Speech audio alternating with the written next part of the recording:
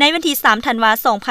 2025ที่ห้องว่าการศูนย์กลางพรรคสหายทองลุ้นศรีสุริตเลขาธิการใหญ่คณะบริหารงานศูนย์กลางพรรคประชาชนปฏิวัติลาวประธานประเทศแห่งสาธารณรัฐประชาธิปไตยประชาชนลาว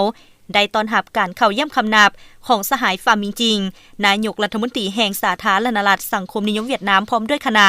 ในโอกาสเดินทางมาเยี่ยมยามสาธารณรัฐประชาธิปไตยประชาชนลาวและเป็นประธานร่วมกองประชุมครั้งที่48ของคณะกรรมการร่วมมือทวีภาคี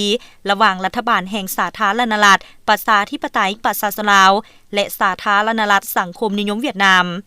ในโอกาสนี้สหายทองลุ้นศรีสุริตได้แสดงความยินดีต้อนรับอันอบอุ่น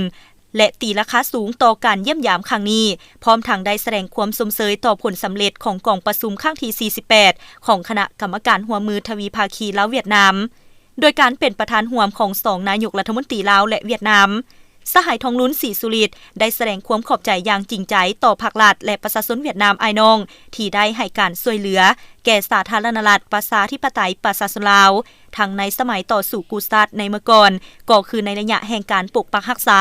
และสร้างสาพัฒนาประเทศชาติในปัจจุบันพิเศษแม่นการช่วยเหลือด้านต่างๆในการรับประกันผลสำเร็จอย่างรอบด้านในการเฉลิมฉลองวันชาติแห่งสาธารณรัฐประชาธิปไตยประชาชนลาวครบรอบ50ปีในครั้งนี้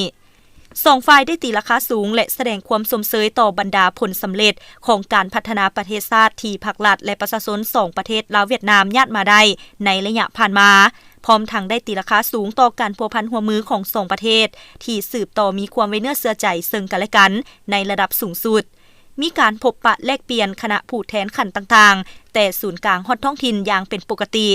พร้อมนี้2ฝ่ายได้แสดงความสมเสยต่อบรรดาผลสำเร็จที่2ฝ่ายญาติมาได้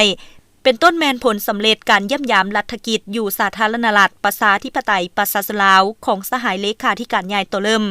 ผลสำเร็จของการพบปะประจำปี2026ระหว่าง2กลุ่มการเมืองลาวเวียดนามและผลสำเร็จของกองประชุมครั้งที่48ของคณะกรรมการร่วมมือทวีภาคีลาวเวียดนามรวมทั้งบรรดาโครงการร่วมมือต่างๆที่2ฝ่ายได้เฮ็ดสำเร็จร่วมกัน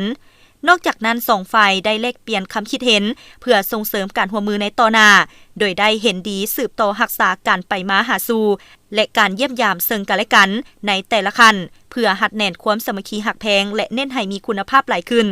สืบต่อการพัวพันหัวมือของบรรดาแขนงการและประสานสมทบกันอย่างแน่นแฟ้นรักษาและเสริมขยายมูลเสื้อบรรดากลไกการหัวมือที่มีอยู่ในปัจจุบันให้เกิดดอกออกผลยิ่งขึ้นเพิ่มทวีการเสริมโยมทางด้านนโยบายการพัฒนาพื้นฐานโครงล่างโดยผ่านบรรดาโครงการที่เป็นยุทธศาสตร์เส้นโครงการเส้นทางด่วนฮานอยเวียงจันทน์เส้นทางรถไฟเวียงจันทน์ท่าแขกวุงอางสืบต่อเพิ่มทวีการโฆษณาเผยแพร่ให้ประชาชน2ชาติก็คือการศึกษาอบรมสาวหนุ่มหุ่นใหม่ให้เข้าใจอย่างลึกซึ้งถึงต้นกำเนิดและความหมายสำคัญของสายพัวพันที่มี1บ่มี2ระหว่าง2ชาติลาวเวียดนาม